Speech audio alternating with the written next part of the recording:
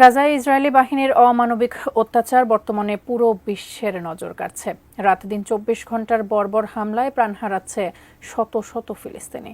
বিশ্ববাসীর সাথে ইসরায়েলের বাসিন্দারাও নেতানিয়াহুর এই অমানবিক অত্যাচারের নিন্দা জানাচ্ছেন। তবে এরই মাঝে অস্ট্রিয়ার নিযুক্ত ইসরায়েলের রাষ্ট্রদূতের একটি ভিডিও ফাঁস হয়েছে, যা রীতিমতো কাঁপিয়ে দিয়েছে পুরো বিশ্বকে। কি আছে সেই ভিডিওতে, সে বিষয়ে বিস্তারিত জানাচ্ছেন ইশতিয়াক হোসেন। ফিলিস্তিন ও ইসরায়েলের মধ্যে ভূমি নিয়ে দ্বন্দ্ব চলে আসছে সেই ১৯৪৮ সালের পর থেকেই। কয়েক যুগের ইতিহাসে বেশ কয়েকবারই যুদ্ধ সংঘটিত হয় দুই দেশের মাঝে। তবে ২০২৩ সালে এসে ইসরায়েলি বাহিনী সবচেয়ে বেশি ভয়াবহ হয়ে উঠতে শুরু করে, যা এবার যুক্তরাষ্ট্রের সহায়তায় পুরো গাজা দখলের একটি মিশনে পরিণত হয়েছে।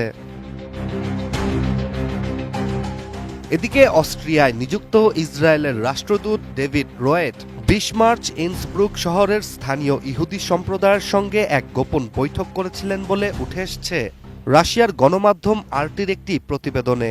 মূলত বৈঠকটি ছিল একটি বিশেষভাবে গোপন আলোচনা, যেখানে স্থানীয় নেতারা এবং ইহুদি সম্প্রদায়ের সদস্যরা উপস্থিত ছিলেন।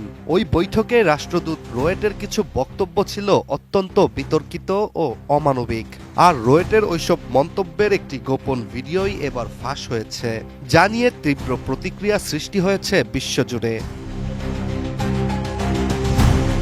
ভাইরাল ভিডিওটিতে দেখা যায় কয়েকজনকে গভীর আলাপ আলোচনা করতে।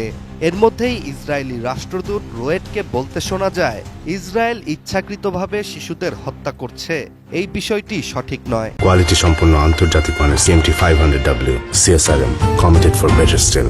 গাজায় বসবাসরত কোনো ব্যক্তি অসংলগ্ন বা অসংশ্লিষ্ট নেই, সবাই সন্ত্রাসী গোষ্ঠী হামাসের সাথে জড়িত। তিনি আরও বলেন, যুদ্ধে যদি কেউ অস্ত্র ধারণ করে, সেটা ১৬ কিংবা ১৭ বছরের একটি ছেলে হলেও তাকে হত্যা করা উচিত। রয়েটের এমন মন্তব্য শুনে উপস্থিত লোকজন তাৎক্ষণিক কোনো প্রতিক্রিয়া জানায়নি। তবে অবাক করার বিষয়টি ছিল, গাজার শিশু ও কিশোরদের হত্যা করার বিষয়টি রয়েট একেবারে শান্ত ও নির্লিপ্ত সুরে বলেছিলেন।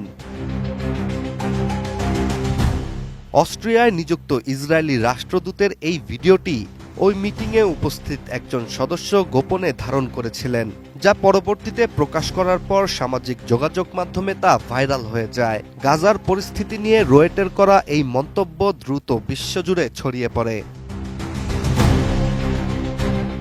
এদিকে এই ঘটনায় অনেকেই হতবাক হয়ে উঠেছেন, কারণ রাষ্ট্রদূতের মতো একটি উচ্চপদস্থ কর্মকর্তা এমন একটি মন্তব্য কিভাবে করতে পারেন, যা মানবাধিকার লঙ্ঘন এবং যুদ্ধ অপরাধের মতো গুরুতর অপরাধের সমতুল্য।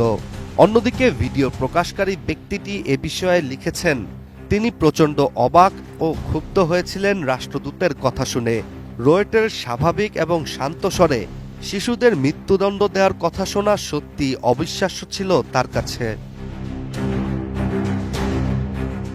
অন্যদিকে রয়েটের মন্তব্যের পর ব্যাপক সমালোচনার মধ্যে ইসরায়েল সরকারের পক্ষ থেকে কোনো সরাসরি প্রতিক্রিয়া জানানো হয়নি।